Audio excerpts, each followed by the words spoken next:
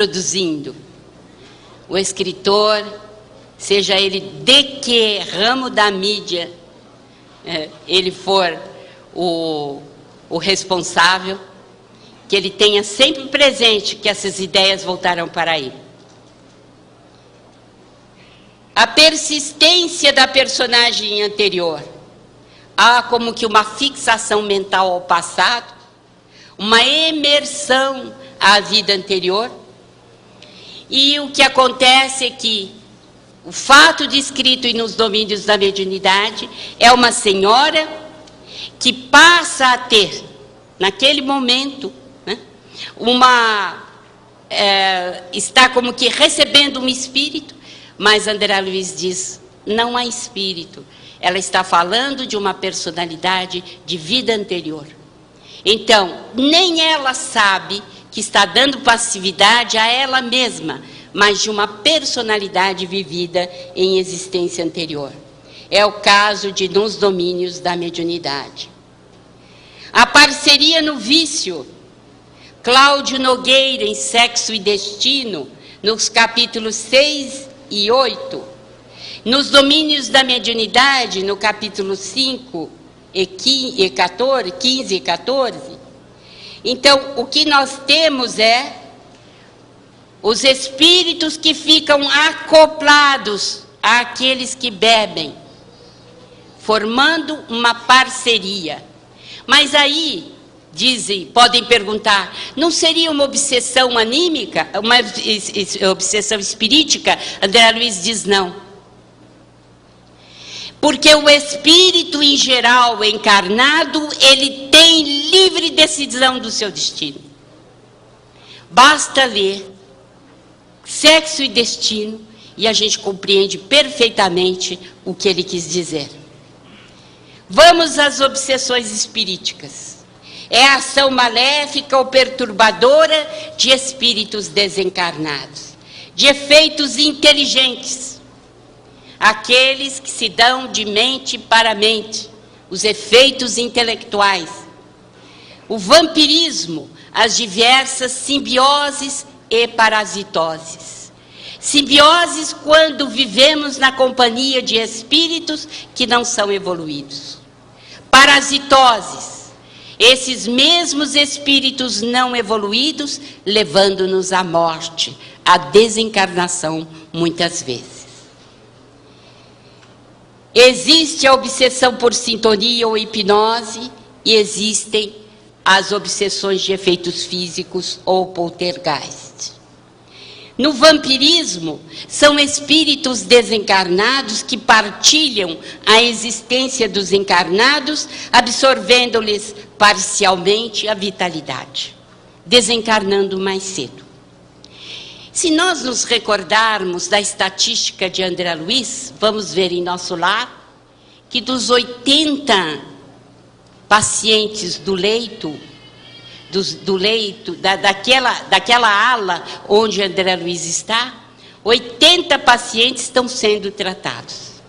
E qual não é a nossa surpresa quando observamos que 57 deles vieram por suicídio indireto. É muito. E por que será? Nós temos de nos reportar ao vampirismo. Muitas vezes deixamos escapar o fluido vital tão importante porque cedemos no fenômeno de vampirismo. É o caso estéril, familiares, de missionários da luz, vampirismo à mesa de refeição. E por quê? Porque o fluido vital é importantíssimo ao espírito se ele quiser sentir as coisas da terra. Ele não tem mais fluido vital no mundo espiritual. Se ele quiser sentir o cheiro de um bife, se ele quiser sentir o cheiro do lar, ou qualquer coisa, o que ele precisa? Ele precisa do fluido vital ou ectoplasma. Então, é o caso Esther do vampirismo à mesa das refeições. Provavelmente são espíritos rebeldes ou simplórios demais que não vão se adequar a comer nada, só vento. Aliás, foi um dos casos de maior insubordinação em nosso lar, quando os do esclarecimento não queriam renunciar à comida. Não sei se lembram, mas é verdade. E o caso Libório, do vampirismo recíproco. Os espíritos fizeram uma força danada para livrar a noiva do Libório dele, porque ela dizia que não aguentava mais. Muito bem, os espíritos fizeram força, ela ficou livre. Na primeira oportunidade, ela foi procurá-lo outra vez. Então, vampirismo não é fácil. No caso Desidério Elisa, que está em A Vida Continua, existe o vampirismo sexual, que é mais comum também do que podemos imaginar. Nas simbioses e neuroses, elas não apenas favorecem o furto psíquico, mas ocasionam também doenças nervosas complexas. No caso américo, são perturbações histéricas, descritas nos domínios da mediunidade. Parceria com fobias, no caso nos domínios da mediunidade. E o aborto agravando o processo obsessivo com as crises histéricas nos domínios da mediunidade. No vampirismo com patologias orgânicas, nós vemos que pelo ímã do pensamento doentio e descontrolado, o homem provoca sobre si a contaminação fluídica de espíritos em desequilíbrio. Então, nós temos os casos diversos, não entraremos diretamente neles porque não dá tempo, mas um especial caso Pedro Camilo, que vale a pena a gente recordar. Isso o doutor Damásio jamais poderia admitir, mas é um caso de neurologia. Então, Pedro foi criado por Camilo e trabalhou sempre com ele na loja. E desde a infância, juventude, ele trabalhou e sempre necessitado de muita coisa, de mais dinheiro, mas se acomodava. Chegou um momento em que ele já estava mais crescidinho e ele pede um aumento ao patrão. Mas como o patrão julgava que o criou e que, portanto, poderia dar o que quisesse a ele, negou-se. No auge da fúria, o rapazinho elimina o patrão. Era noite alta, ele passou a mão numa determinada quantia do cofre, fechou a loja. No dia seguinte veio com a polícia alegando que pediu, que estava fechada a loja, que pediu para que abrissem, mas que o patrão não estava lá. Então, eles abriram, encontraram o patrão morto, mas para todos os efeitos, o jovem Pedro não tinha nada com o assassinato. Terminadas as exéquias, ele partiu, despediu-se da viúva, foi embora para uma grande metrópole. Aplicou o dinheiro que tirara do cofre, que ele julgava que merecia pelos anos trabalhados, e ficou 20 anos chafurdando-se no trabalho, dia e noite um workaholic. Por quê? Porque ele sentia durante todo esse tempo a presença do Camilo, desesperado, fustigando-lhe a mente. Ele casou-se, Pedro casou-se, teve 5 filhos, uma esposa maravilhosa, que se ligava à espiritualidade superior e todos os dias orava por ele e pedia aos filhinhos para orarem também. E qual não foi uma surpresa quando Pedro foi internado às pressas no hospital, estava à morte com uma doença degenerativa cerebral. E os benfeitores são chamados para a assistência quando André Luiz e o benfeitor sabem que não encontrarão resolução para aquele problema se não chamarem um espírito de altíssima hierarquia. E realmente Cipriana é chamada e vem no momento certo, às vésperas da desencarnação do Pedro. E tomando dos dois faz com que Pedro chore amargamente o crime cometido, volte-se arrependido ele já estava pelo sofrimento, mas Camilo é relutante. E Cipriana consegue finalmente, junto dos familiares, no culto do Evangelho no lar, mostrar que Pedro era um homem de bem, que tinha constituído uma família tão bonita, de tanta paz. E finalmente ela consegue a retirada do Camilo e o leva para a espiritualidade. Ó milagre dos milagres! Pedro, que estava à morte, encontra a sua recuperação e sai no dia seguinte para os braços da família. Como é que se deu essa doença? Qual foi o mecanismo? Hoje eu não posso discutir aqui, mas é interessante pensar nele.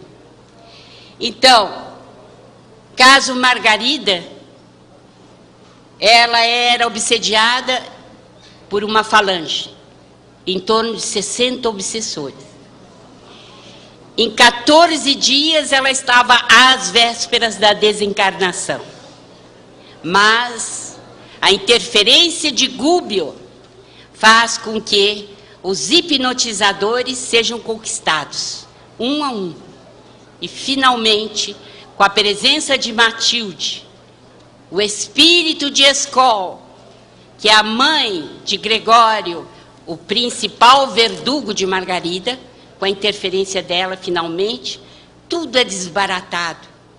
E Margarida vive para a glória do Senhor. Então, temos neste caso, em libertação, uma epopeia de amor trazida pelos benfeitores espirituais, a pedido da interferência de grandes seres que nos amam na espiritualidade. No Sintonia ou Hipnose, nós temos o caso do hipnotizador do século X, da Toscana, que, influenciando o corpo de uma nossa irmã ligada a ele, desde o século X, quando ele era legionário de Hugo, ela começa a falar uma língua estranha da Toscana.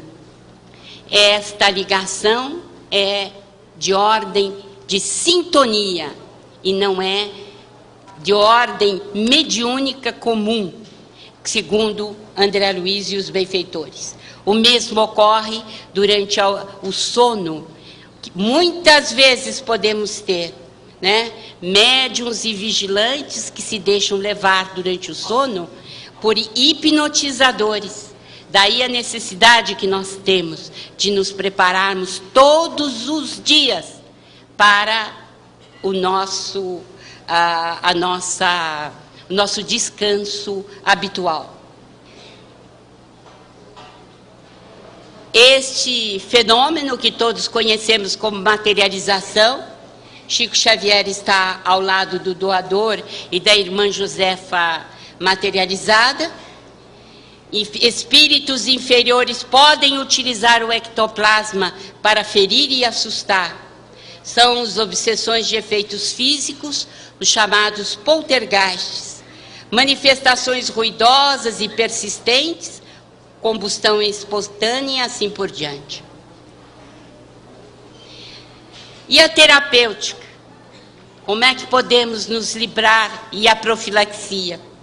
A prece, a fluidoterapia com passes, água energizada, as reuniões de desobsessão, a renovação moral, o estudo construtivo, o esforço em domar as más inclinações e o exercício constante do bem.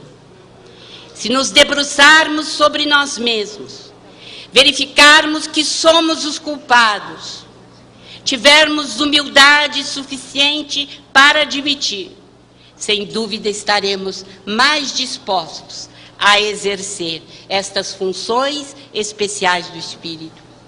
As moléculas da água que já foram projetadas aqui, aquelas que surgem da cristalização da água, quando dizemos muito obrigado, quando falamos amor, as experiências do Dr. Masaru Emoto mostrando que a água recebe as vibrações